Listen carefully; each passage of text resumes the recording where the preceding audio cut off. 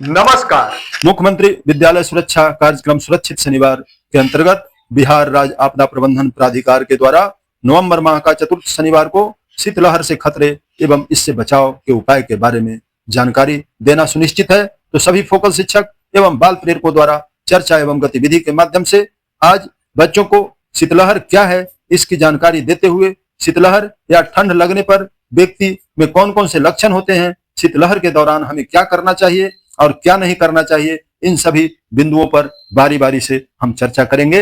इतना ही नहीं, आप सभी शिक्षक जानकार हैं, जो भी देख रहे हैं, शिक्षक हो या शिक्षक न हो, तो भी हमें ठंड से बचने की आवश्यकता है और ठंड से बचाव ही एक सबसे बड़ा उपाय है। ठंड लगने के बाद हमें ज्यादा दिक्कत हो जाती है और ठंड से या लू से, जिस प्रकार से हम लोग लू से बच के रहने से सुरक्षित रहते हैं और लू नहीं लगता है, तो इसका भी सबसे बड़ा उपाय यही है कि हम लोग बच के रहें।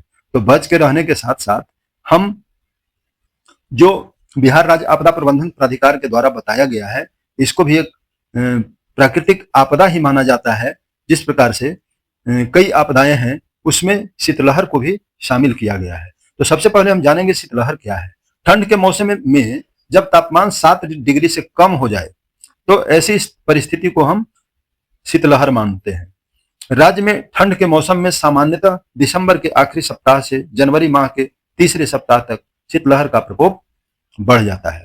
तो उस स्थिति में हमारे बिहार सरकार या सभी जिलाधिकारी महोदय के द्वारा ठंड में बच्चों को जब 7 डिग्री से नीचे हो जाता है तापमान, तो उस स्थिति में 10 से नीचे हो जाने के बाद ही सभी डीएम महोदय अपने अपने जिला के विद्यालय को बंद करने का आदेश दे देते हैं।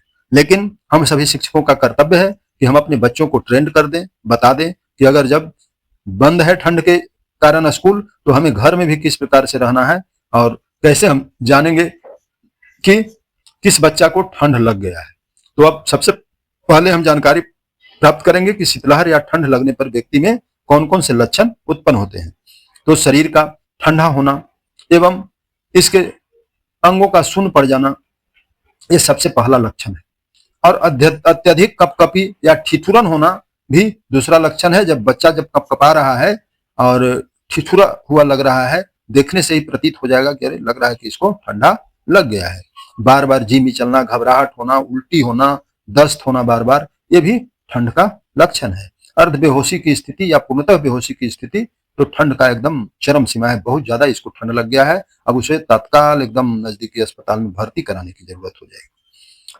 अब शीतलहर के दौरान हमें क्या करना चाहिए? तो शीतलहर में सबसे पहले आवश्यक है कि शरीर की ऊष्मा को बनाए रखा जाए, क्योंकि इस दौरान बाहर के वातावरण का तापमान बहुत कम हो जाता है, जिस कारण शरीर का तापमान भी कम होने लगता है। ऐसी परिस्थिति में आवश्यक है कि शरीर के तापमान को संतुलित बनाए रखा जाए। दिन के वक्त धूप में अधिक से अधिक समय रहा जाए, सुनहरी धूप का आनंद लेना चाहिए। प्रशासन को यह व्यवस्था करनी चाहिए कि विद्यालय में पठन पाठन का संचालन सुबह के सत्र में न हो। शीतलहर की स्थिति में थोड़ा लेट से स्कूल खुले और पहले बंद होने की व्यवस्था की जानी चाहिए। अनावश्यक घर से बाहर न जाएं, यथासंभव घर के अंदर सुरक्षित रहें।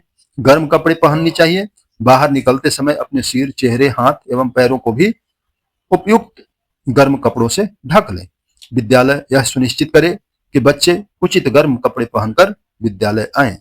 शरीर की ऊष्मा को बनाए रखने के लिए पौष्टिक भोजन तथा गर्म भोजन किया जाए। बहुत बच्चे ठंड में काफी कम पानी पीते हैं, उन्हें पर्याप्त मात्रा में पानी पीने के लिए कहना होगा, ताकि शरीर में पानी की कमी न होने पाए। विद्यालय में किसी बच्चे की तबीयत खराब होने पर तत्काल अभिभावक को सूचना दी जाए। विशेष परिस्थिति में नजदीकी सरकारी अस्पताल में अविलंब चिकित्सा परामर्श लें। एम्बुलेंस के लिए दूरभाष संख्या 112 या 102 पर संपर्क करें। शीतलहर के दौरान हमें क्या नहीं करना चाहिए, इसके संदर्भ में भी हम जानेंगे। इसमें यह ध्यान रखा जाए कि बच्चे ठंडे पदार्थ जैसे आइसक्रीम, कोल्ड ड्रिंक, लस्सी आदि का सेवन न करें। इस बात को जोर देकर बताया जाए कि बच्चे गीले कपड़ों को ना पहने। सर्द हवा के दौरान विद्यालय में लंबे लंच के समय बच्चे को बाहर बहुत समय तक खेलने न दें। ठंड के समय घरों में अंगीठी या हीटर या ब्लोअर का प्रयोग किया जाए। उसे उपयोग के बाद जलता या चलता हुआ ना छोड़ें। इसके अतिरिक्त फूस से बने घरों में इसका प्रयोग न करें। इससे आग लगने का खतरा बढ़ जाता है।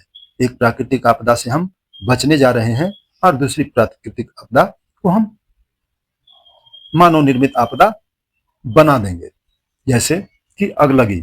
अगलगी भी ठंड के मौसम में आपने देखा होगा या कभी कभी सुना होगा कि आग तापने के दौरान किसी का कमर जल जाए, पैर जल जाए या कहीं आग लग जाए। ऐसी घटना हमेशा गांव में हुआ करता है ठंड के दिनों में। तो इससे भी बचने के लिए हम अपने बच्चों को पूरी तरह से समझा देंगे, बता देंगे। इतना ही नहीं, उसे यह भी बताना है कि बच्चों, अगर जब आग जल रहा है और उससे धुआं निकल रहा है तो उस स्थिति में हम बंद कमरे में न रहें।